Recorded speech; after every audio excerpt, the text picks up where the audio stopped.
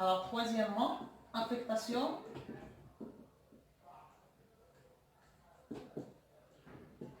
Alors, pour cette phase, il faut avoir impérativement devant vous le tableau des sorties et traiter une par une.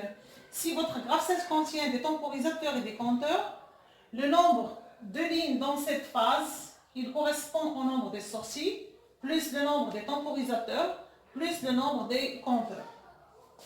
Alors là, je commence par une sortie quelconque. Quand est-ce qu'elle s'active? Elle s'active si l'étape correspondante est activée.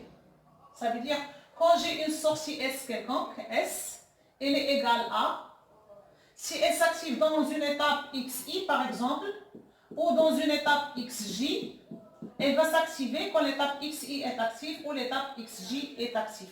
Donc pour donner normalement l'équation logique correspondante, la fonction logique, ce serait la somme des XI avec bien sûr XI, ce sont des étapes d'activation de la sortie S.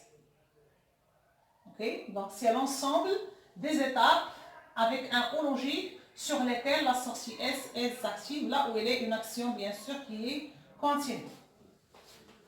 Alors pour cela, si je veux par exemple prendre une sortie en programmation en langage ladder par exemple, je prends bien sûr la sortie, une sortie par exemple KM, elle va s'activer si le relais relatif à X, il s'active, ou à XJ, il s'active.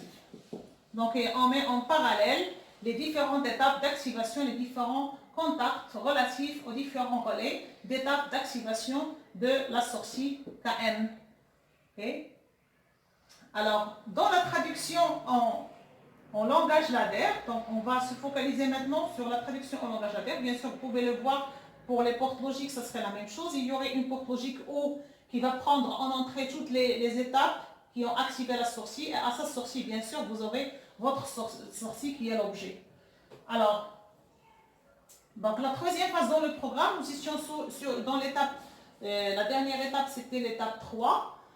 Nous étions sur le réseau X, le réseau 7, R7. Donc maintenant sur le réseau R8, je vais prendre la première sortie. La première sortie c'est A124.1. Quand est-ce qu'elle s'active? Donc je vérifie. A124.1, elle est là. Sur l'étape M0.2.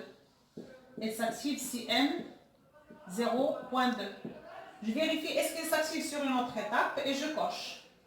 M0.4. Donc je mets une branche en parallèle M0.4. Je vérifie sur mon graphe 7. Donc si je termine, je dois cocher sur le tableau des sorties. Traitement terminé pour A124.1. Je passe à la seconde. A124.2. A124.2, elle s'active quand M0.2 est activé. Donc elle est sur M0.2. Alors, en numérotation des réseaux, je reviens. Réseau 8, réseau 9. Alors, M0.2, c'est l'étape qui va activer A124.2. Je vérifie, est-ce qu'elle s'active sur une autre étape? Non. Traitement terminé. Donc là, pour être bien organisé, il faut revenir à votre tableau des sorties. Allez là où vous avez les adresses. Par exemple, vous avez A124.1, A124.2, A124.3.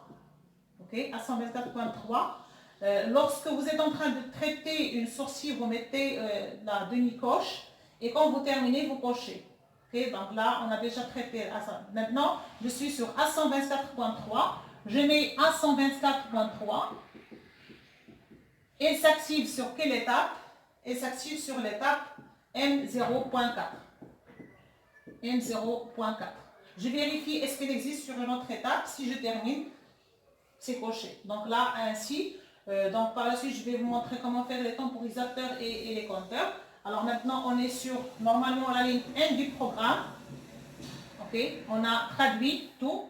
On est passé par les trois phases. La première, c'est la traduction des transitions. La deuxième, c'est la traduction des étapes. Et la troisième, c'est l'affectation des sorties. Merci.